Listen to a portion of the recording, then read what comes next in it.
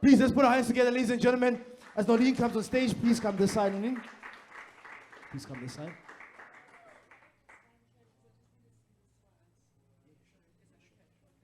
Mabopane, please, let's put our hands together. Fantastic. Hi, everybody. What an awesome MC. Oh, my goodness. Hey, the energy in here, and well done to all of the guys that pitched. You give me hope for South Africa. You make me proud to be South African. I'm quite emotional about it. So I'm a lawyer at Nedbank, and I must say I'm quite jealous of you guys in a way, because like Nedbank owns me, right? I've sold my time to Nedbank. They own me. But you guys own yourselves, and you have your own time, your own money, your own ambitions, and it's absolutely wonderful, wonderful, wonderful. Okay, so today I'm just going to be taking you through some high-level concepts. So the first one is business organizations. The second one is key terms that you should have in your contract, key clauses that you should have in your contracts, intellectual property, and then why legal and compliance is so important. Okay, so the different types of businesses or organizations. So first of all, you've got a sole proprietor, right? That's where you are working in your own name for yourself. You can have a trading as name as well. It's unregistered, so it's just yourself. The advantages of this is that you don't have to be audited. Oh, sorry, I think I'm standing too close to the speaker here. You don't have to be audited. There's the least amount of legal requirements, and all of the profits go to you. You taxed on your personal income, and those are the great things about it. The downsides about it is that to raise funding, it's quite difficult because it's only on your individual affordability, and then also if you make losses, you are the only one that takes the losses, so your assets are exposed.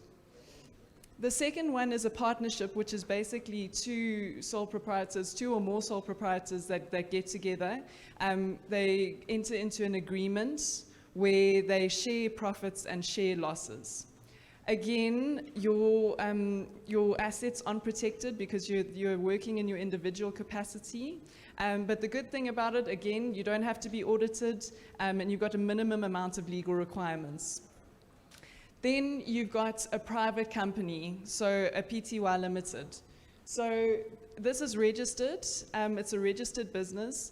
The downsides of it is that you have to be audited, and there's a couple more legal aspects that you've got to cover. The upsides is that raising funds is a lot easier when you've got a company, and then also your assets are protected if your company makes losses or creates liabilities.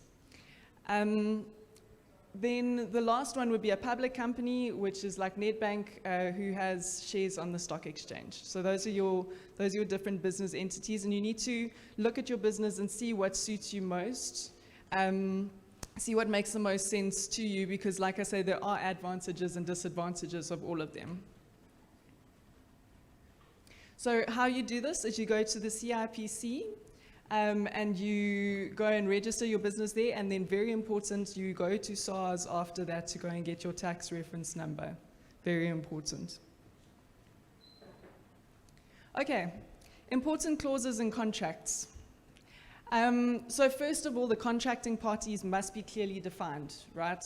You have to know who's entering into the contract. Second one would be the duration of the contract. So in Nedbank, we've got a maximum of 3-year contracts because it forces you to renegotiate those contracts every 3 years. So duration, very important.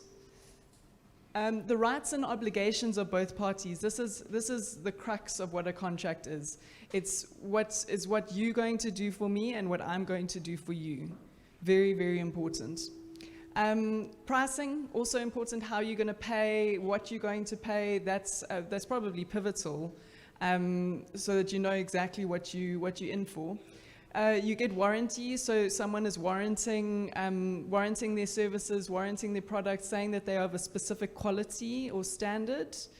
Then you've got what you call a breach clause, which means that if they don't adhere to those warranties, so if the services or the products are below standard, you can call what you call a breach on a contract, and you can give notice and then ultimately terminate the contract if the other contracting party hasn't complied with their warranties. You can also have a termination for convenience clause. This is always a good idea. Well, no, not always a good idea. It depends on what contracting position you're coming from. But a lot of contracts have a clause in there which just says, I can terminate on 3 months' notice. You don't have to breach. If I want to get out, I want to get out, 3 months' notice. I found that quite useful in the past. So then there's also a limitation of liabilities, where you decide who would be liable for what and in what circumstances. Dispute resolution, so what you're going to do if you guys get into a fight. Are you going to go to arbitration? Are you going to go to court? Are you going to try mediation? All of these things that you have to remember, because remember, contracts are not for when you're getting married. Contracts are for when you get divorced, right? When things go sour is when you need this contract very badly. And then your court jurisdiction, and obviously who has the authority to sign the contract. Yes, yeah. Hi, how are you? Hi, good on you. My name is Innocent. I'm from Coolwijk. I just need to ask something. Sure, my brother. Let's get you on the mic. Thank you. Thank you. So we have a situation whereby we have to do consignment stock with establishments like your pubs, your restaurants. So how do I mitigate between them cancelling from my consignment agreement immediately? What key points do I need to include maybe to also secure myself? I'll make an example. I do procure stickers branded on their name. I can procure for the coming 2 months or 3 months.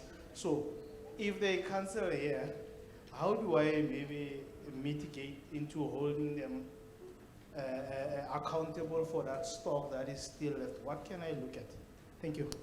Pleasure, Innocent. No, a very, very good question. So in your contract, like I say, you'll put in your rights and responsibilities. So you'll put in their responsibility to supply you with that amount of stock, or that amount of product.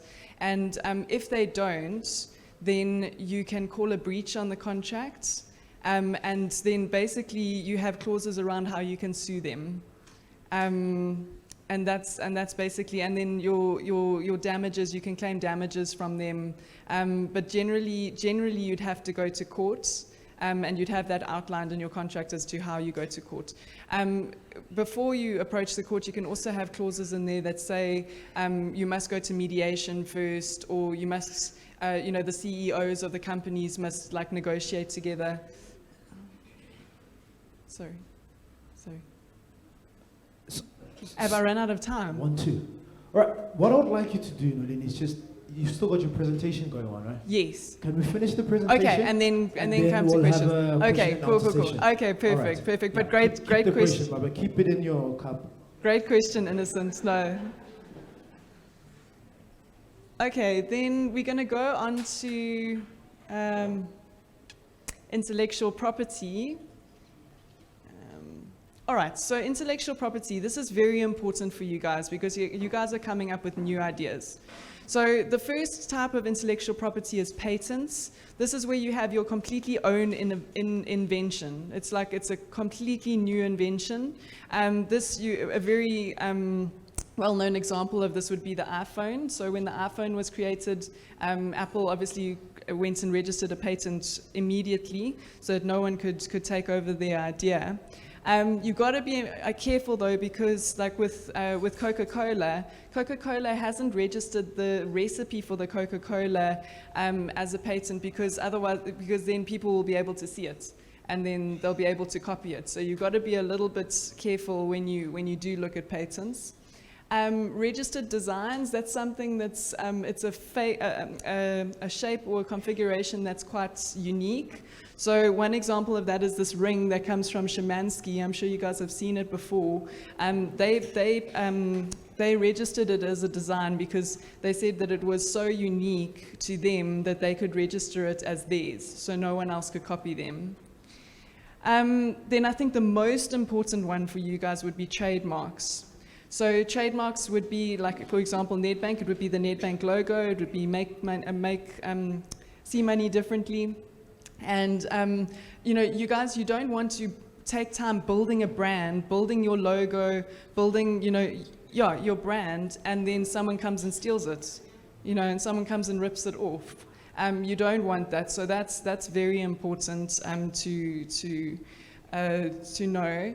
And all of these you register at the CIPC as well. So the same place that you go to register a business, it's the same. It's the company's an intellectual property corporation. So, and then the last one is a copyright. So copyright is for all of the artists out there, for you who are writing books, making music, making art. So copyright doesn't have to be registered. It's automatic. If it's your own work, it's automatically copywritten. And if anyone tries to copy it, well, no one is allowed to copy it because it's your work, because you've made it. Okay, then just to end off about the importance of legal and compliance. So if you have a look there on your right-hand side, that's all of the legislation that Nedbank has to comply with. It is a lot.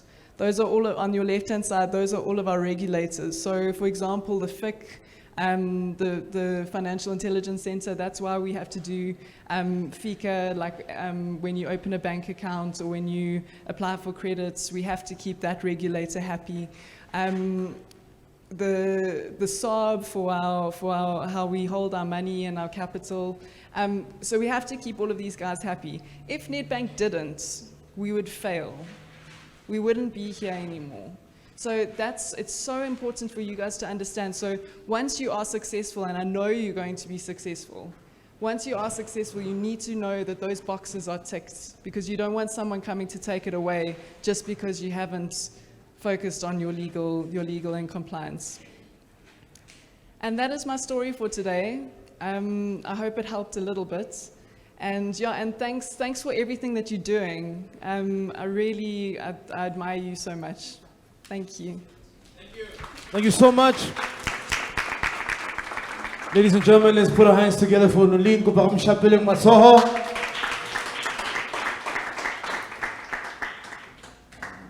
Batachele, the way. How about the contract? Please, can you come on stage? Please come on stage. Yeah. Oh my goodness. They need to see you. Oh no. Come on stage, and we would like to also just get your gift to me. Sister, please come on stage. Thank you. All right, can we? I'd just like to open it up. Is there anyone who's got a question? So two. I've got two hands. Two brothers, please come to the front. Please come to the front. Eh? I want to make a blanket. All right. Kia makinajo. Kupe meda. Eba kia. Yeah, kupe meda alwen. Sure. All right. So, two questions. Ne? A question. Guys. So what are we drag Let's ask Nolene two questions. Let's get straight to the point, and she'll be able to assist you. Nolene, here's your mic. Yes, my brother, you can go ahead. So my question is, as Nedbank, do you have a legal division that we can, what is the right word, that we can register to and maybe pay a fee as backup for lawyers when we have situations? Because if I saw other banks, they do have it. But on Nedbank is one of their clients. I've seen insurances and everything, but I'm not sure about the legal side of it. Unfortunately not. So my job is to advise Nedbank. so that Nedbank doesn't get into trouble. So we're not allowed to advise, we're not even allowed to advise staff. So we can't advise people outside the bank, unfortunately.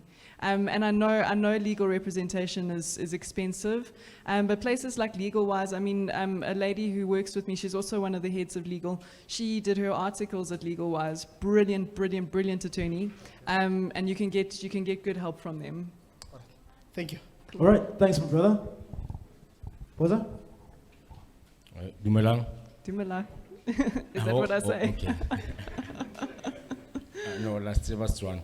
Okay, my question is, how do you trademark or copyright? As I see an opportunity whereby I can open another business of servicing other clients who want to copyright or trademark. Who want to, sorry? How do you copyright or trademark? Oh, or trademark. Yes. What's the easiest way of doing that? Yes, absolutely. So a copyright, you don't have to register it. It's automatic. So if you wrote a book on your own, that would be copywritten. That's your work. So if anyone tries to steal that, you can sue them. A trademark, on the other hand, you have to go to the CIPC. And register the trademark. So what they'll do is that they'll run the trademark through a database of theirs to see if anyone else has already got the trademark. If no one else has got the trademark, then you can register it. A good example of that is, you know, Ralph Lauren, the polo Ralph Lauren. They didn't register their trademark in South Africa.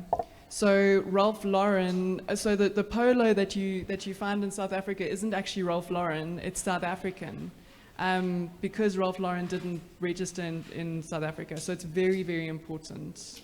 Yeah. Okay. Nothing. Thanks. Sure. Right. Let's give them a round of applause. Your questions have been answered. Thank you so much. Thank you.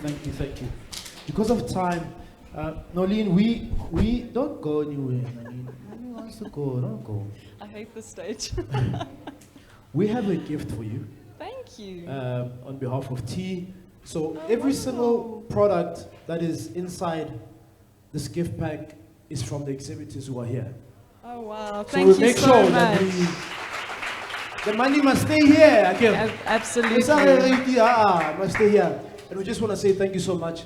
We appreciate you. We appreciate what you shared. I saw as I was sitting at the back, people were writing around just simple, basic things, because as entrepreneurs, we're into business, we want to make money, but we miss the simple things. Yeah. And I think you're able to just shift our mindset to focus on what could take us to the next level in terms of legal and advice. Really appreciate it. Ladies and gentlemen, please let's put our hands together one more time. Thank you. For Nolene, Thanks. from Nedbank, Head of Legal Advice. Thank you.